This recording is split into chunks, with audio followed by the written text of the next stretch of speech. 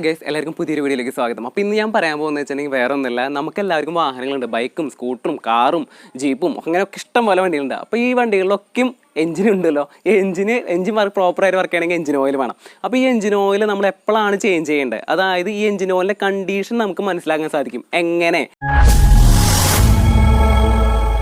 Oil change ചെയ്യാറായിട്ടുണ്ടോ ഇല്ലെങ്കിൽ change ചെയ്യാൻ പറ്റില്ലേ, നമുക്ക് ടോപ്പ് അപ്പ് ചെയ്ത് വെച്ചാൽ മാത്രം മതി എന്നുള്ളത് നമുക്ക് അറിയാനായിട്ട് സാധിക്കണം എന്നുണ്ടെങ്കിൽ നമുക്ക് ആദ്യം ഓയിൽ കാണണം അല്ലേ. അപ്പോൾ ഇതിപ്പോൾ നമ്മുടെ വണ്ടിയുണ്ട്, നമ്മുടെ യൂണിക്കോൺ. അപ്പോൾ യൂണിക്കോണിൻ്റെ ഡിപ്സ്റ്റിക്ക് ഞാൻ ഓൾറെഡി ഇങ്ങനെ ഊരി വെച്ചിട്ടുണ്ട്. ഊരി വെച്ചിട്ടുണ്ടെങ്കിൽ കുറച്ച് ലൂസാക്കി വെച്ചിട്ടുണ്ട്, പ്ലെയർ യൂസ് ചെയ്ത്. അപ്പോൾ ഞാൻ ജസ്റ്റ് നമ്മുടെ ഡിപ്സ്റ്റിക്ക് ഇങ്ങനെ തുറക്കാൻ കേട്ടോ. അപ്പോൾ തുറന്നിട്ടുണ്ട്. തുറന്നു കഴിഞ്ഞതിന് ശേഷം ഞാൻ ജസ്റ്റ് ഇപ്പോൾ തൽക്കാലം എൻ്റെ എഞ്ചിൻ ഓയിലിൻ്റെ ലെവലിലേക്ക് ഞാൻ ജസ്റ്റ് നോക്കട്ടെ കേട്ടോ. കറക്റ്റ് ആണെങ്കിൽ പിന്നെ കുഴപ്പമില്ല. ഓക്കെ, എൻ്റെ എഞ്ചിൻ ഓയിലിൻ്റെ ലെവലൊക്കെ ഓക്കെ. കാരണം ഇപ്പോൾ ഈ കഴിഞ്ഞ ഒരു 2-3 ആഴ്ചയായിട്ടുള്ള നമ്മുടെ എഞ്ചിൻ്റെ ഓയിലൊക്കെ ചേഞ്ച് ചെയ്തിട്ട്. അപ്പോൾ ഞാൻ ആദ്യം തന്നെ ഞാൻ ഇതിലേക്ക് നോക്കണ്. അപ്പോൾ ഇത് നോക്കി കഴിഞ്ഞപ്പോൾ അത് കണ്ടോ, അതായത് കളർ നോക്കണ സമയത്ത് ഇപ്പോൾ ഞാൻ ഒഴിച്ചേക്കുന്നത്, അതായത് നമ്മുടെ ആ ഒരു പുതിയ ഓയിൽ ഒഴിച്ചേക്കണം, അതിൻ്റെ ആ കളർ തന്നെയാണ് എനിക്ക് കാണുന്നത്. കാരണം വെച്ചാൽ വലിയ രീതിയിൽ കളർ ചേഞ്ച് ഒന്നും ആയില്ല.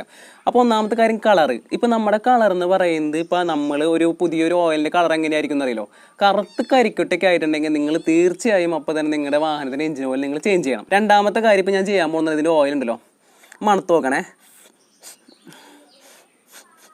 മണത്ത് നോക്കുന്ന സമയത്ത് നമുക്ക് സാധാരണ രീതിയിൽ നമ്മുടെ എഞ്ചിൻ ഓയിലേക്ക് വാങ്ങുമ്പോൾ ഒരു വലിയ കുഴപ്പമില്ലാത്തൊരു മണമായിരിക്കും കിട്ടുക.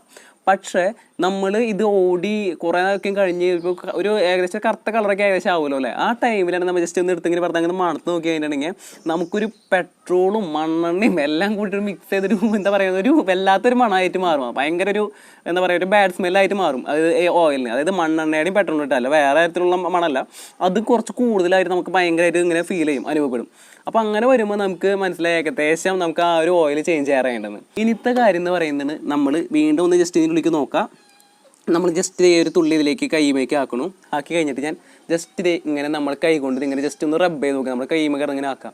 അപ്പോൾ ഇങ്ങനെ നോക്കണ സമയത്ത് കണ്ട ചെറിയ ചെറിയ ലൈൻസൊക്കെ നമ്മുടെ കൈമക്കൂടെ ഇങ്ങനെ വരണ്ടോ. അതായത് വലിയ കുഴപ്പമില്ലാത്ത രീതിയിലുള്ള ഒരു ഓയിൽ ഇങ്ങനെ. പിന്നെ നമ്മൾ ജസ്റ്റ് ഇങ്ങനെ റബ്ബ് ചെയ്യുന്ന സമയത്ത് നമുക്ക് ഈ നമ്മുടെ വണ്ടിയുടെ ഉള്ളിൽ എഞ്ചിനിൽ കുറേ ഗീഴ്സൊക്കെ ഉണ്ടല്ലോ. അപ്പോൾ അത് ഇങ്ങനെ ഒരഞ്ഞൊരഞ്ഞൊരഞ്ഞ് അതിൻ്റെ ഉള്ളിൽ നമുക്ക് ഇങ്ങനെ ചെറിയ പാർട്ടിക്കിൾസൊക്കെ ഫോം ചെയ്തിട്ടുണ്ടോ. അപ്പോൾ പാർട്ടിക്കിൾസൊക്കെ ഇങ്ങനെ വന്നിട്ടുണ്ടെങ്കിൽ നമ്മളിങ്ങനെ ആക്കുന്ന സമയത്ത് നമ്മുടെ കയ്യമ്മ അങ്ങനെ ജസ്റ്റ് വരും, ഒരു പാർട്ടിക്കിളിൻ്റെ ഒരു ഇതൊക്കെ വരും. അങ്ങനെ നമ്മുടെ കയ്യമ്മയ്ക്ക് അതൊക്കെ ആയി തുടങ്ങിയിട്ടുണ്ടെങ്കിൽ നിങ്ങൾ തീർച്ചയായും അങ്ങനെ വന്നു കഴിഞ്ഞാൽ അപ്പം തന്നെ എഞ്ചിൻ ഓയിൽ ചേഞ്ച് ചെയ്യുക. ഓക്കെ, ഇനിയിപ്പോൾ നമ്മൾ എഞ്ചിൻ ഓയിൽ നമ്മളിപ്പോൾ ഇതിലിങ്ങനെ നോക്കുന്ന സമയത്ത് നമ്മുടെ എഞ്ചിൻ ഓയിലൊക്കെ നമുക്ക് വേണ്ട വിധത്തിൽ എഞ്ചിൻ ഓയിൽ ഇല്ല എന്ന് നിങ്ങൾക്ക് തോന്നണമെങ്കിൽ ടോപ്പ് അപ്പ് ചെയ്യുക. പക്ഷേ ഇങ്ങനെ കറുത്ത കളർ സ്മെല്ല് ഇതുപോലെ ഒരു എന്താ പറയുക, ഈ മണ്ണെണ്ണയുടെയും അല്ലെങ്കിൽ പെട്രോളിൽ കൊടുക്കുന്ന മണം വരാം. അതുപോലെ തന്നെ നമുക്ക് ഇതിൽ നമ്മുടെ പാർട്ടിക്കിൾസൊക്കെ വരുന്നുണ്ടെങ്കിൽ, അതായത് നമ്മുടെ ഈ കയ്യുമ്പോൾ പാർട്ടിക്കിൾസ്, അതുപോലെ തന്നെ നമ്മുടെ ഈ കൺസിസ്റ്റൻസി, ഇതിൻ്റെ എഞ്ചിൻ ഓയിലിൻ്റെ കൺസിസ്റ്റൻസി ഒരു ഈ എന്താ പറയുക, ഈ ടാറ് പോലെയൊക്കെ ആയി കഴിഞ്ഞിട്ടുണ്ടെങ്കിൽ നിങ്ങൾ തീർച്ചയായിട്ടും നമ്മുടെ എഞ്ചിൻ ഓയിൽ ചേഞ്ച് ചെയ്യാനായിട്ട് ശ്രദ്ധിക്കുക. നിങ്ങൾ ചെക്ക് ചെയ്യേണ്ടത് എഞ്ചിൻ ഓയിലിൻ്റെ ലെവലാട്ടോ. എഞ്ചിൻ ഓയിലിൻ്റെ ലെവൽ നിങ്ങൾ ചെക്ക് ചെയ്യുക. എഞ്ചിൻ ഓയിൽ നമുക്ക് പ്രോപ്പറായിട്ട് ആ ഡിപ്സ്റ്റിക്കിൻ്റെ വേണ്ട രീതിയിൽ ലോവർ ലിമിറ്റും അപ്പർ ലിമിറ്റും, അതിൽ നമുക്ക് അപ്പർ ലിമിറ്റിൽ ഇല്ലയെന്ന് നമ്മൾ ചെക്ക് ചെയ്യാം. രണ്ടാമത്തെ കാര്യം, എഞ്ചിൻ ഓയിൽ ഇല്ല, അതിന് പകരം കളറൊക്കെ ഡാർക്കായി എന്നുണ്ടെങ്കിൽ വേറെ കുഴപ്പമൊന്നുമില്ല.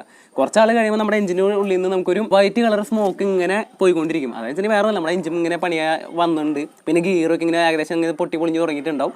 പിന്നെ പിസ്റ്റൻ കയറി പിടിക്കുക, അങ്ങനെ ഒരുവിധ എല്ലാ പണികളും നമ്മൾ എഞ്ചിൻ ഓയിൽ പ്രോപ്പറായിട്ട് ചെക്ക് ചെയ്തില്ലെങ്കിലും, അതുപോലെ തന്നെ അതിൻ്റെ ഓയിലിൻ്റെ കണ്ടീഷൻ പ്രോപ്പറായിട്ട് ചെക്ക് ചെയ്തില്ലെങ്കിലും നമുക്ക് കിട്ടാനുള്ള ഒരു വഴിയാണ്. അതായത് ഈ ഒരു വാഹനത്തിൽ ഏറ്റവും ഇമ്പോർട്ടൻ്റ് ഘടകം എന്ന് പറയുന്നത് നമ്മുടെ ആ ഒരു എഞ്ചിൻ തന്നെയാണ്. അപ്പോൾ എഞ്ചിനെ വേണ്ട രീതിയിൽ നമ്മൾ കെയർ ചെയ്തില്ല എന്നുണ്ടെങ്കിൽ നമുക്ക് എന്തായാലും 8-ൻ്റെയും 10-ൻ്റെയും പണിയൊന്നല്ല, നല്ല കിട്ടിക്കാച്ചി പണി കിട്ടും.